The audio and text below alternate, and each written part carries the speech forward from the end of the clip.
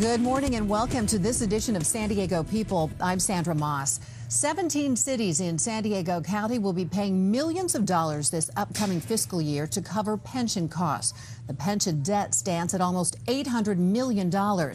And a new report by the San Diego County Taxpayers Association reveals 14 of 17 cities in the county will see an increase in pension costs, a stark contrast to last year's report, which showed a decrease in most cities. Joining me today to talk more about what this means for the county is President and CEO of the San Diego County Taxpayers Association, Lani Lutar. Also with us today is Vice President of the Taxpayers Association, Cate. Thank you for being here this morning. Thank you. Thanks for having us. This is the fourth year of this study, which is done for all the individual cities within the county. This started at the beginning, the middle of the financial crisis. How did this begin? Yeah, well, there's been so much attention paid to the city of San Diego's pension crisis and to a lesser extent, the county of San Diego. But the Taxpayers Association is a regional organization, and we serve as watchdogs for taxpayers throughout our large region, and we wanted to better understand in 2009 how all of the other cities in our region fared. And so in 2009 we took our first review. We did a 10-year analysis to look at how, again, from the northern part of the region to southern part of the region, eastern parts, how all the municipalities are doing in terms of their pension costs, and then more importantly, what they can do to rein in those costs and reform their pension systems. Now, as a whole, I mean, San Diego County is just vast when it comes to not only demographics, but just the topography. So do cities act that much differently when it comes to investing their pension money? Well, of course, the pension benefits and how those benefits have been awarded by the elected officials in each of those cities, it has been different. And our analysis, the recent update, shows how the decisions over the years have impacted their costs. And more recently, the good news is some of the reforms that have been made is also already making a dent in reversing the course to ensure that it's going to be brought under control. So our analysis for this last year shows that there are 3 cities that are going to see significant increases to their pension costs. Those cities are Coronado, Lemon Grove, and Del Mar. On the other end of the spectrum, we're seeing cities now that are actually going to see a slight decrease in their pension costs. And those cities are Solana Beach, and Escondido, and Vista. And it's no coincidence that Solana Beach, for example, was a recipient of the Taxpayers Association's Watchdog Award just a few years ago for the comprehensive pension reform efforts that they implemented. So what are they doing differently that is benefiting the people who live in these cities and the health of their pension fund? Great question. What they're doing is ensuring that new employees that are hired are under a reformed pension system that has a lower cost, that's again more sustainable.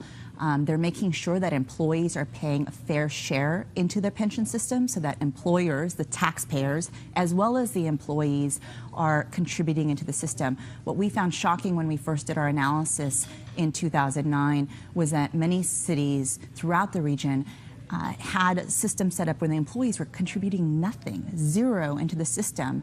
And so now, as a result, we think of the research that we've done and putting a spotlight on this issue, again, because there's so much attention at the city of San Diego, but now putting a spotlight on all those other cities that are part of our greater San Diego community, that the elected officials understand and recognize that that they need to address this and get this under control. You know, it's interesting because you mentioned the elected officials, and really our fate, our financial fate, when it comes to our city anyway, is really in their hands. And years ago, you didn't look at a politician's background when it came to finances so much. Now it really seems to be a litmus test. I mean, you have to know your stuff.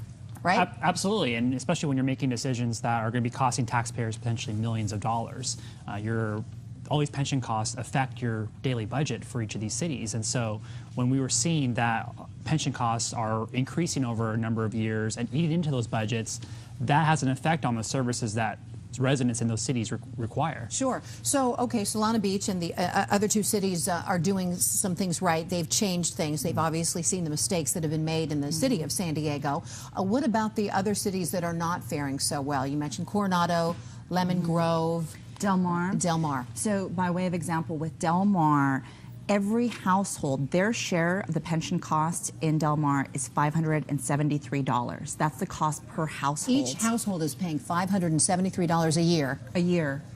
That is fund their share of the city's pension costs. Wow.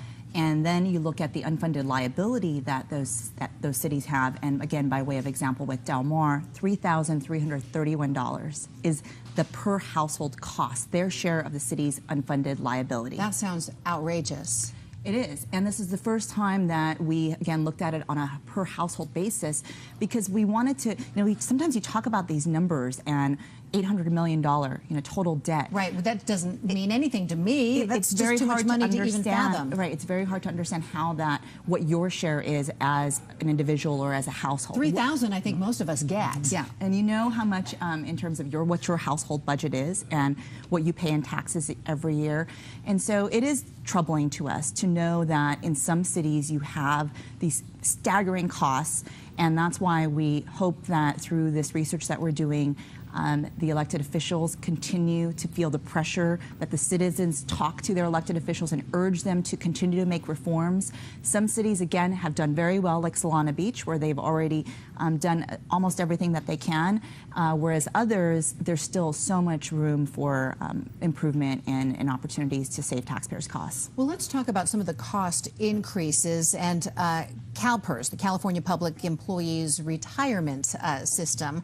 That's where a lot of this money is going, right, Chris? What part of the study were you involved with that you could explain for us? Well, we looked at not only the costs for these individual cities, but also took a step back and looked at some of the reforms that the governor passed last year, as well as the management of the system by CalPERS. And one of the things that we wanted to note within the report is that some of the assumptions that CalPERS makes has an effect on the costs that these cities are paying, as well as the investment returns. One of the things that we try to outline in the report that cities need to take note of for next year is that CalPERS only had a 0.1% return on their investments, and that has an effect on pension costs. So when you're looking at cities and how much they contribute between FY 2011 and 2014, pension costs, annual pension costs for cities increased by nearly 20%, and now they're paying about $121 million in total for all these cities into CalPERS. So are you saying that some of it is out of the city's hands? Obviously, some decisions are certainly impacting the bottom line, but CalPERS really holds the cards in a lot of ways. Absolutely, and if they don't make that investment target of 7.5%, that rate of return, taxpayers are on the hook to pay the difference. And next year, because CalPERS had a poor investment year, cities can expect their costs to increase even more next year to pay for that difference. So what is the bottom line here? Obviously, you're a watchdog organization for San Diego County taxpayers. You want people to know the bottom line that they're paying toward pension costs in their individual cities. But what is the message? Well, the message is clear, that in those cities that have higher pension costs, that they ought to contact their elected officials to make sure that they're doing everything they can to rein in these pension costs. There are a number of ways that they can do this, and we offer reform recommendations as part of our report. But again, if they don't already have a system, a new level of pension benefits for future hires, because again, you can't change the benefits for current employees, but for any new hires, they should be establishing a more sustainable system for those employees. If employees are already not contributing their fair share, they should be asked to pay their fair share towards these costs. We think that that's a reasonable step that they can take.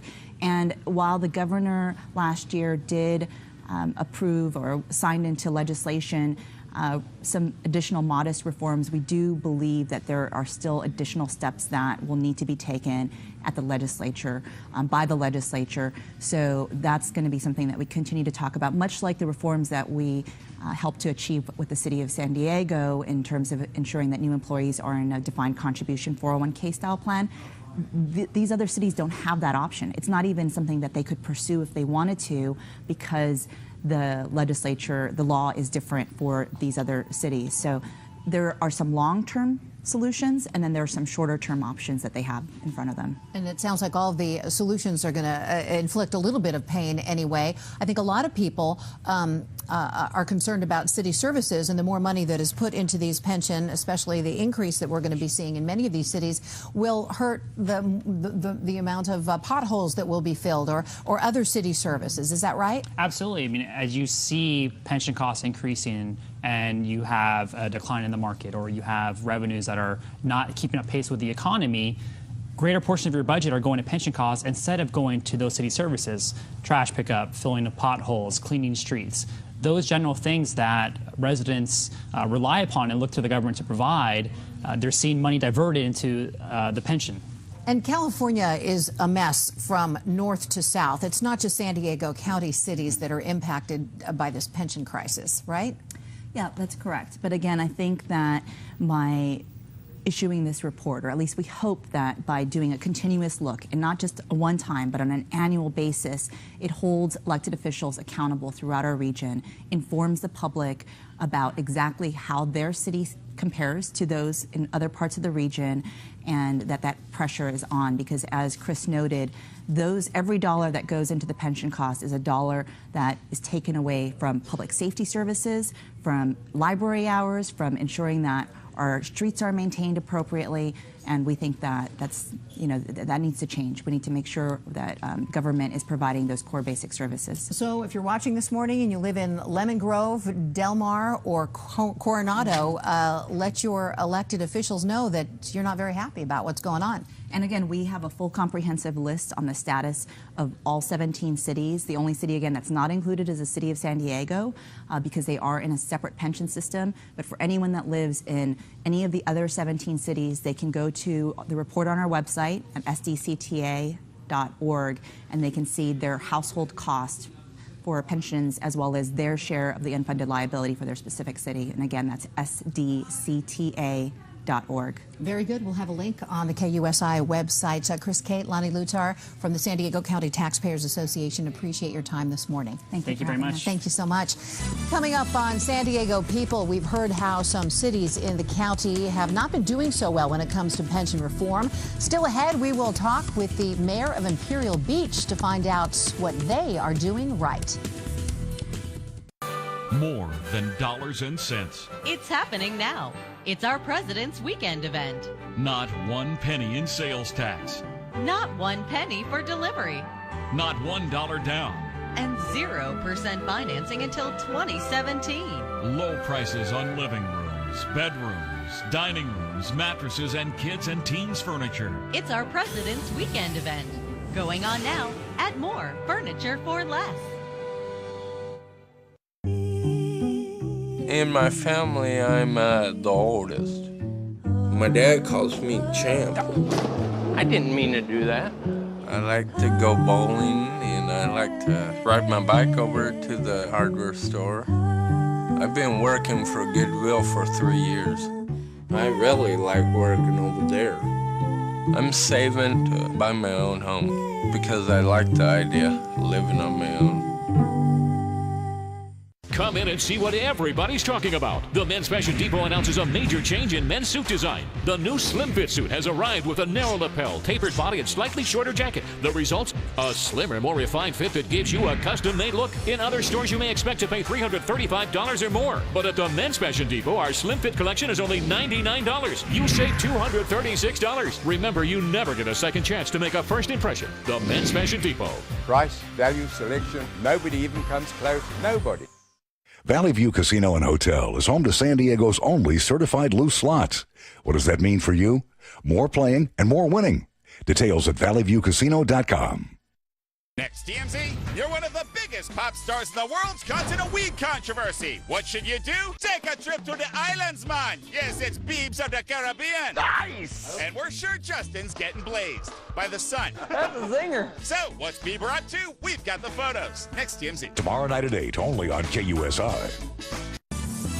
The required pension contribution in San Diego County next year is nearly $300 million. That's for all the cities. City leaders say that could lead to more cuts to city services, but some cities in the county are in good shape thanks to a different approach that they have been taking. Here to talk about pension costs in the city of Imperial Beach is Mayor Jim Janney. Welcome. Thank you. So you got a good report card by the San Diego County Taxpayers Association. Congratulations. Thank you again. Now, we all know that Imperial Beach is a southern city in the county. Give us an idea of the demographics, the flavor of your city. Well, we're more or less, I consider it semi-bedroom community. We're very residential, very little other kind of things. We, of course, promote tourism because we're on a beach, Pacific Ocean, like everybody else on the coast. We're about 27,000 folks that live and call Imperial Beach home. We have a small city government, so that gives us an advantage of being able to manage things a little bit easier. And our city employee status is, they're really kind of dedicated to the city, so they understand the situations that small cities get into. They've been willing to give a little bit when we've asked them to contribute more or not to take as many pay raises as some other cities were able to give. I'm very proud of those folks because they're still out there every day doing the things that people expect. They're seen every day by the people that live there, and yet we weren't able to give them lucrative benefit packages. And right now I think that they're at that stage that they've given as much as they can, but I think it's what was being expected of the population of Imperial Beach. You know, you hear people, an argument in the city of San Diego, especially when it came to firefighters and the unions dealing with police, is that they can't compete, that their good people are going elsewhere because of the benefit situation. They can't compete benefit-wise. Do you feel in Imperial Beach that you have the best people in your city doing the job? I believe we have very talented people, and I think the competition is always something you have to be careful of. You don't want to always be just competing with everybody, such as the Football League folks that just keep rising the salaries to compete with each other. We can't do it. It's taxpayers' money that provide the sources for everything there. We just can't keep competing with everybody. So do you have a 401k style retirement system, or did you see what happened in the city of San Diego, which was not included in the report of cities in the county? Did you see the debacle, the catastrophe that has happened financially for the city of San Diego and kind of rein things in Imperial Beach, or is this something you've always done? I think Imperial Beach has been very physically conservative, but we saw what everybody was doing. It wasn't just the city of San Diego or the county, other cities. The system that we're in is a statewide system that most cities belong to because we can't have our own system. And so what we did is we lived within it. We might have given away a little bit too much when the economy was real good. The employees understood that maybe some of those things weren't reasonable, and we backed down a little bit on it. So they're under a system now where they contribute the max that they're required by law, and we wish, that that'll be able to sustain itself in the future. So that's the idea behind it. And what is the financial future of Imperial Beach looking like right now? What are you reining in besides pension costs?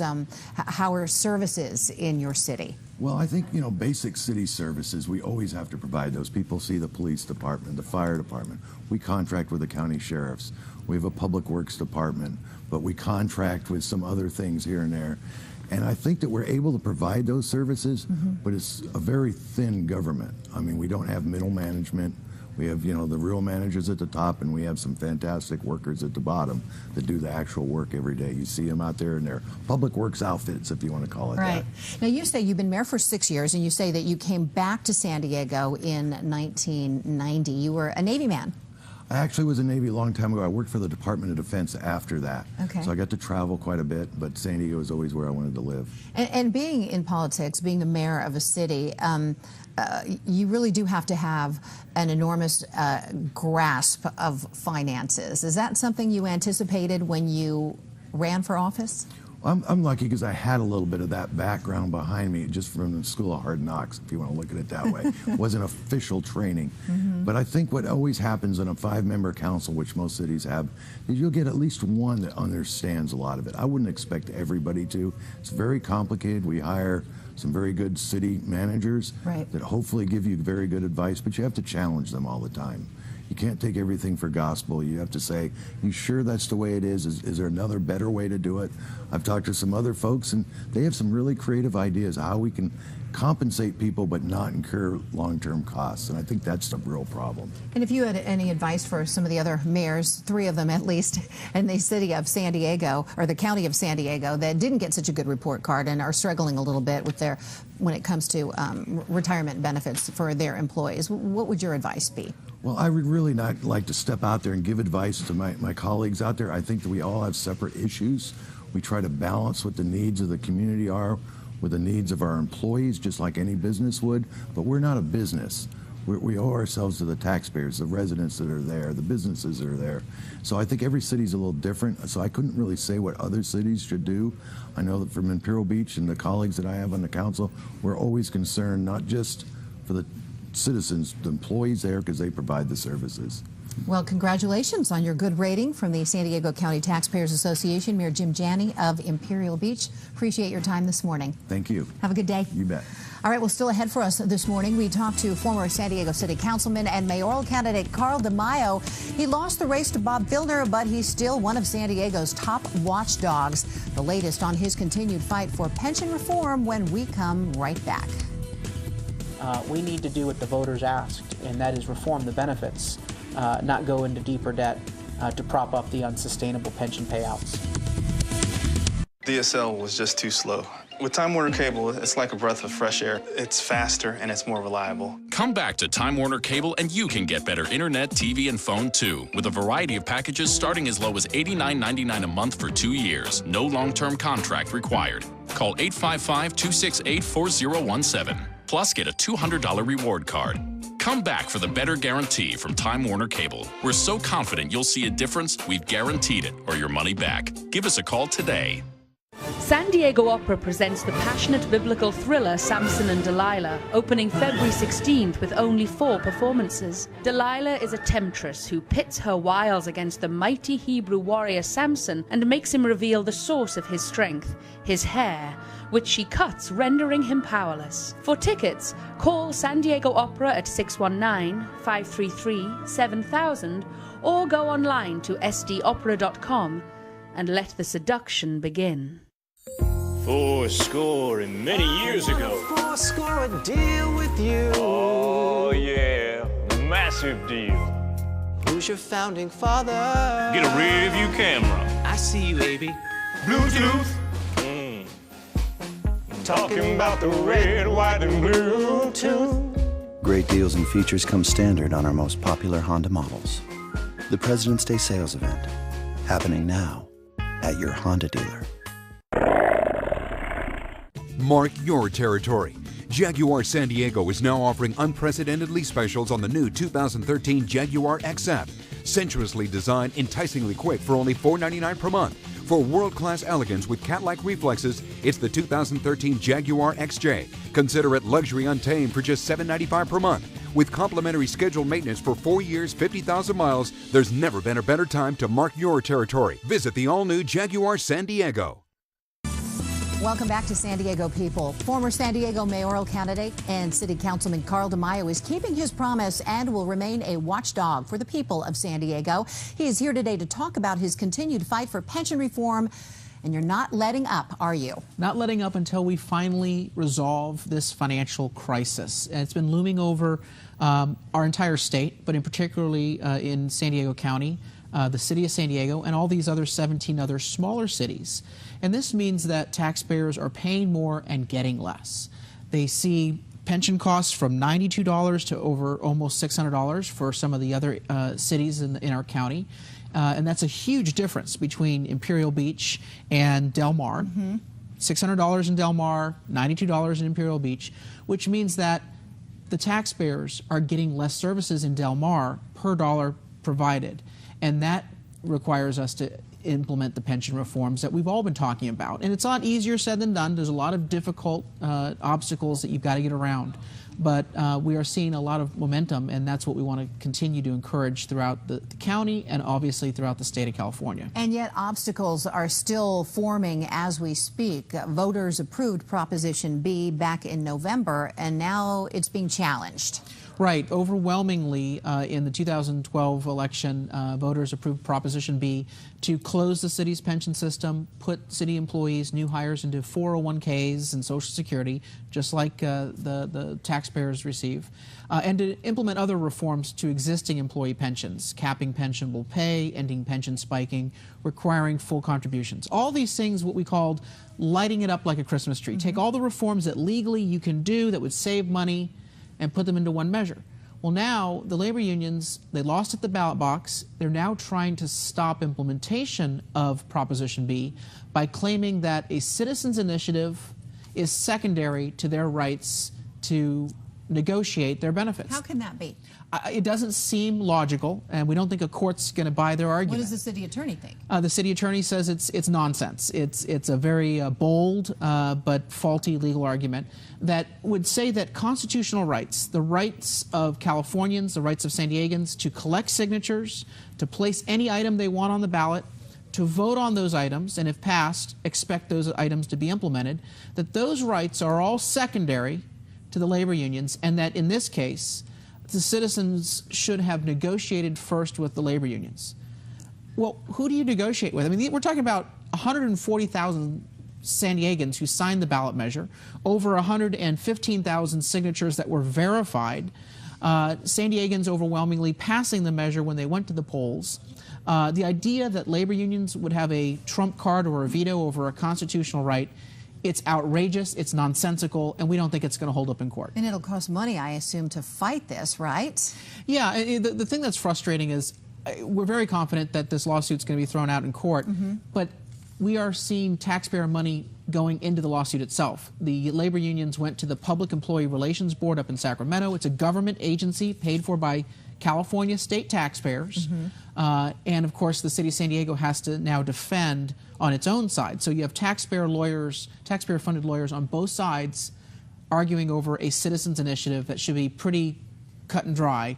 We need pension reform. The voters used the initiative process. They passed it overwhelmingly at the polls. Now politicians need to get down to implementing those reforms. Well, it's good to see you. You're still in the watchdog mold. I know you just came back from a vacation. My first in 3.5 years. That is just crazy. I'm glad for you. So let me ask you about, not being on the council anymore. I know that the stress and all over the years, really, the turmoil that can happen on the council. How do you think, just from standing back and taking a look, the relationship has been a little rocky already so far with the mayor and some council members. Does that surprise you? Well, there's always a rough and tumble in politics. People have different ideas. They have different ways of pursuing those ideas.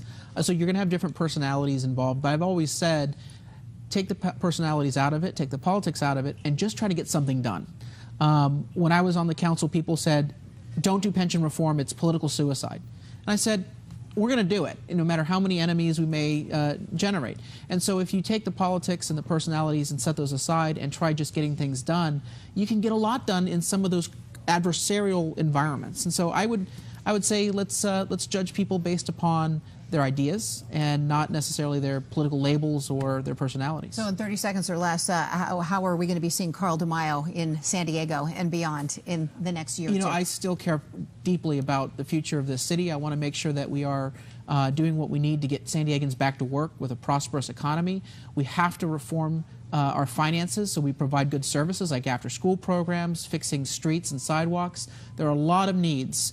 And there are a lot of great ideas. It's just making sure that our politicians are willing to set aside labels and personalities and politics and just get things done. And I think that we've shown that we can do that in the past. We can continue to do that in the future. And if I can help from the outside, I'm more than happy to do so. Carl DeMaio, as always, great to see you. Thanks so much. Thank you. And thank you for tuning in to San Diego People. Be sure and join us tonight for the KUSI News at 6, 10, and 11.